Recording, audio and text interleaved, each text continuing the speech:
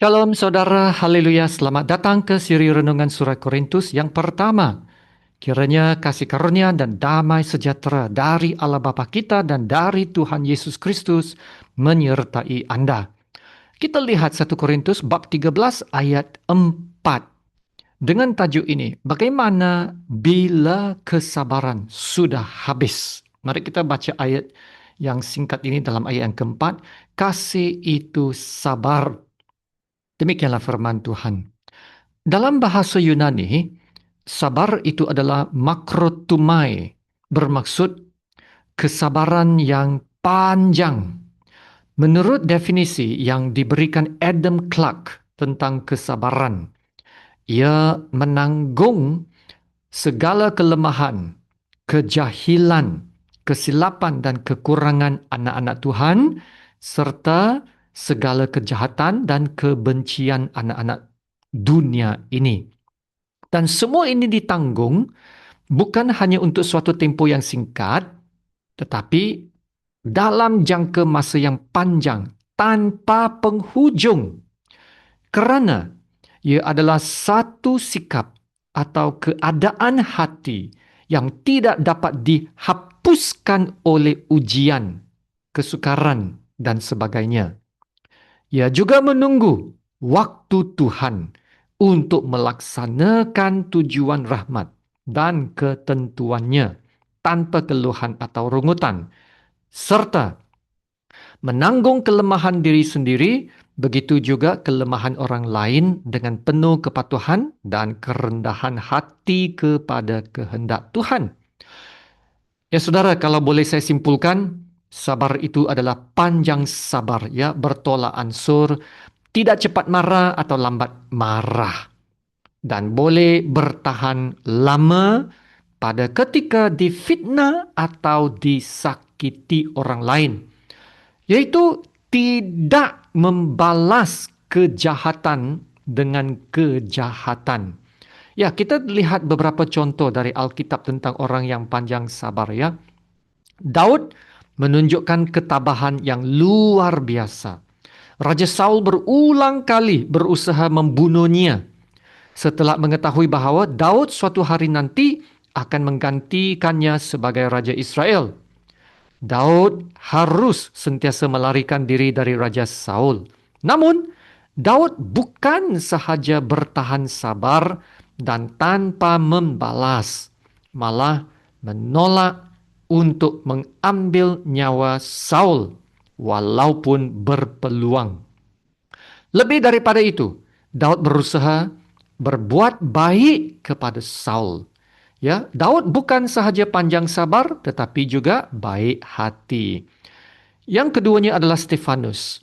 Stefanus merupakan contoh kesabaran dalam penderitaan. Dalam Kisah Para Rasul bab yang ketujuh, Stefanus ditangkap kerana memberitakan Injil.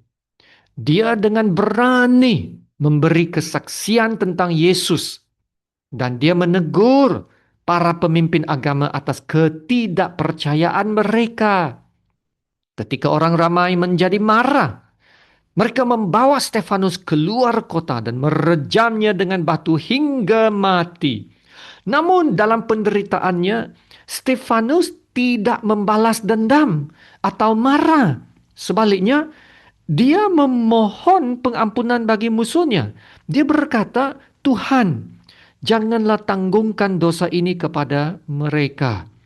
Stefanus adalah contoh bagaimana seorang Kristen harus tetap sabar dalam penderitaan, mempercayai kehendak Tuhan, dan menunjukkan kasih bahkan kepada mereka yang menganiaya kita.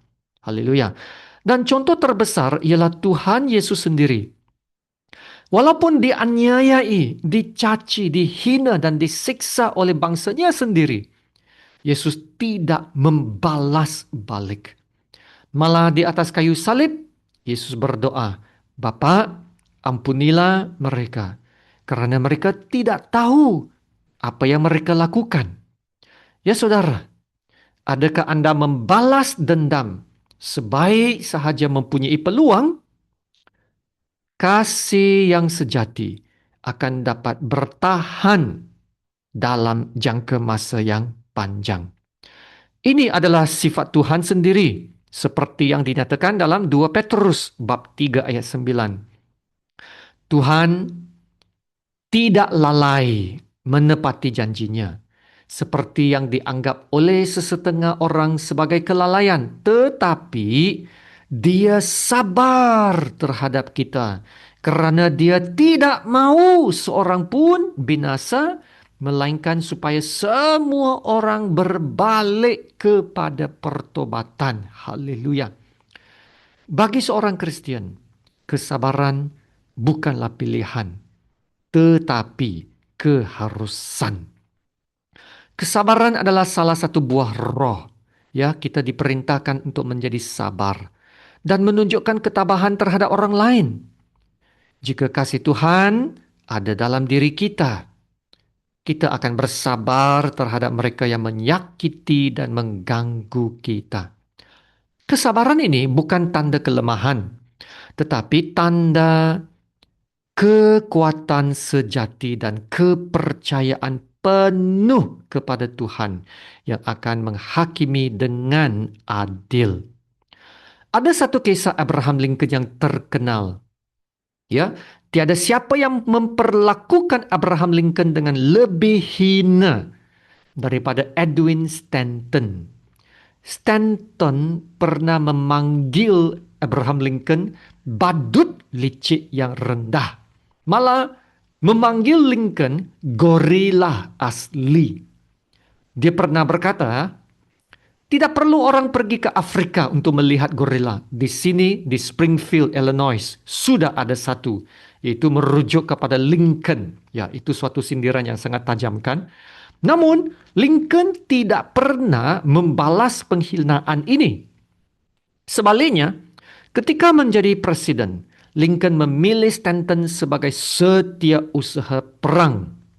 Apabila ditanyakan mengapa, Lincoln menjawab, kerana dia adalah orang yang terbaik. Ya saudara, ketika Lincoln dibunuh, jenazahnya dibawa ke sebuah bilik kecil. Stanton berdiri di sana, memandang Lincoln dengan air mata berlinangan, lalu berkata, di sana terbaring pemerintah manusia yang terhebat yang pernah dilihat dunia ini.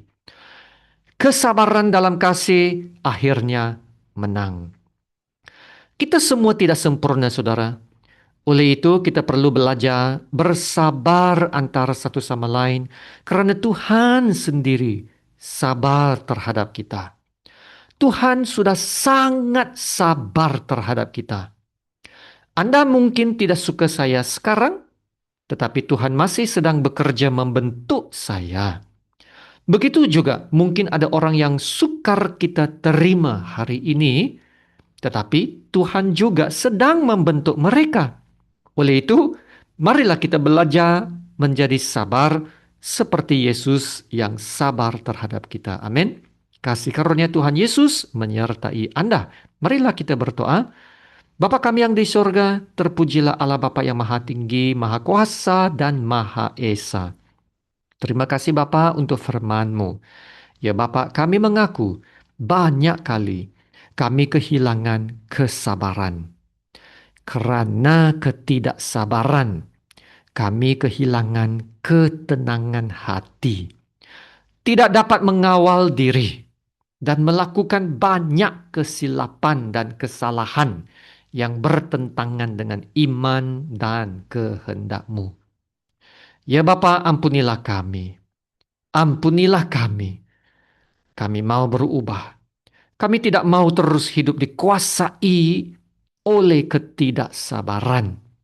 Sebaliknya Bapa, kami mau dikuasai Roh Kudus untuk menolong kami menghasilkan buah kesabaran.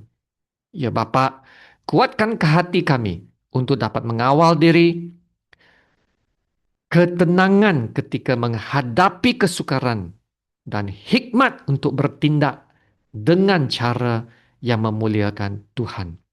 Ajar kami untuk menjadi seperti Yesus yang sabar dalam segala keadaan. Haleluya. Terima kasih Bapa. Dalam nama Tuhan Yesus yang termulia kami berdoa dan mengucap syukur.